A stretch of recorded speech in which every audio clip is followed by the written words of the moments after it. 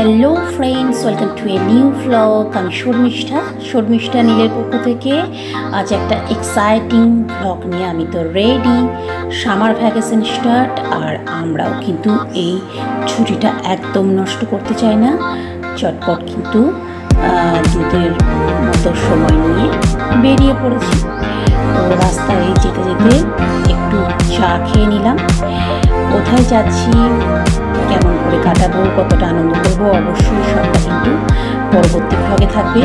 আজকে তো just journey start.